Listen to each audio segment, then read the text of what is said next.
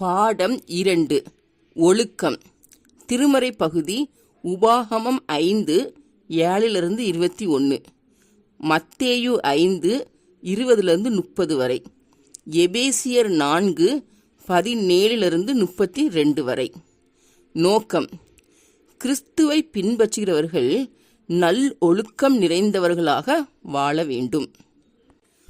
ஒழுக்கம் குறித்த சிந்தனை மனித சமூகத்தில் ஆரம்ப காலத்திலிருந்தே ஆதி காலத்திலிருந்தே காணப்படுது. திருமறையில் யூத சமூகத்தில் உள்ள ஒழுக்கத்தை பற்றி சொல்லுது. இந்த திருமறை யூத சமயத்தை உயரிய ஒழுக்க நெறிகள் உள்ள ஒரு சமூகமாக உயர்த்தி காட்டுது. ஏன்னா அந்த காலத்தில் சமூகத்தில் சமயம் வழிபாடு போன்ற சூழல்களில் ஒழுக்க நெறிக்கு முக்கியத்துவமே கொடுக்க மாட்டாங்க.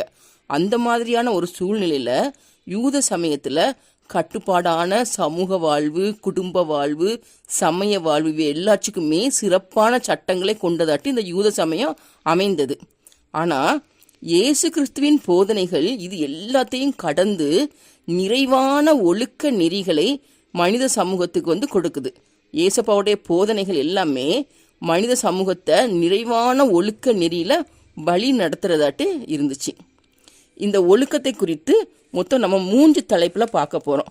பழைய ஏற்பாட்டில் ஒழுக்க நெறி, இயேசுவின் போதனையில் ஒழுக்கம், பவுலடியாரின் பார்வையில் ஒழுக்கம், அப்படி 3 தலைப்பில் நம்ம பார்க்க போகிறோம்.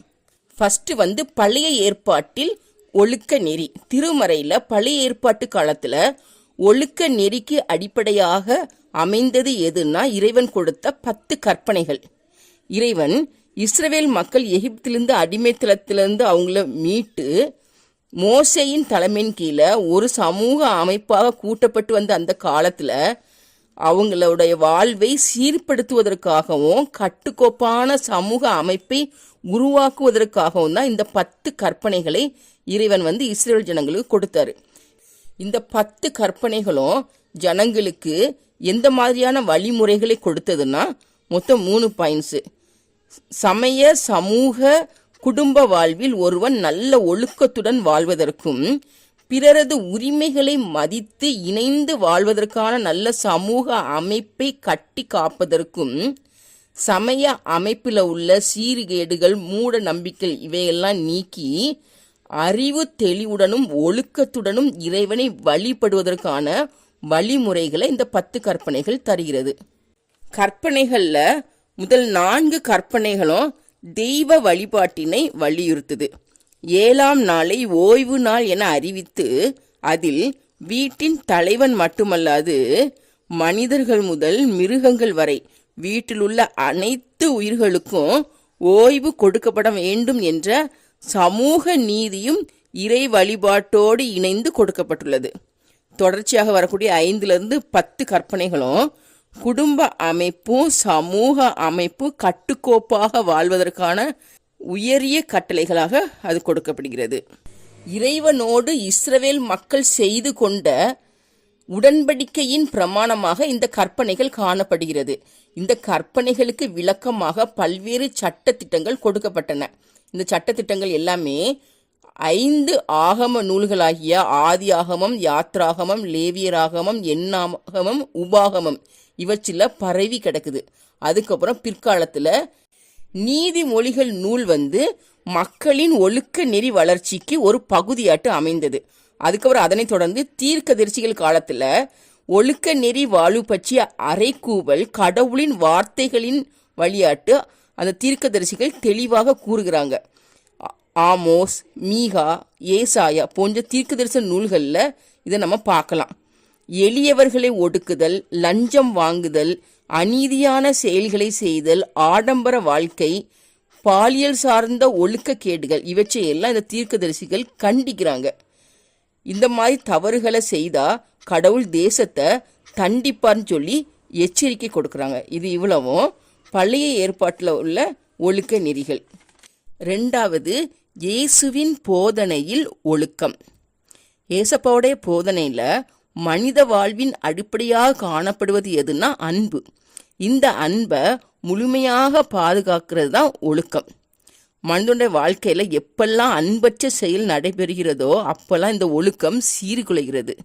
எனவே தான் ஏசப்பா மலை பிரசங்கத்தில் இந்த கற்பனைகளுக்கு விளக்கம் கொடுக்கும்போது என்ன சொல்கிறாங்கன்னா, நியாயமில்லாமல் ஒருவர் மீது கோபம் கொள்ளுதலும், ஒருத்தரை பார்த்து வீணன் மூடன் அப்படி சொல்லி அவங்கள அற்பமாக பேசுகிறதும் கொலை குற்றத்துக்கு சமமான பாவம் சொல்லி குறிப்பிடுறாரு.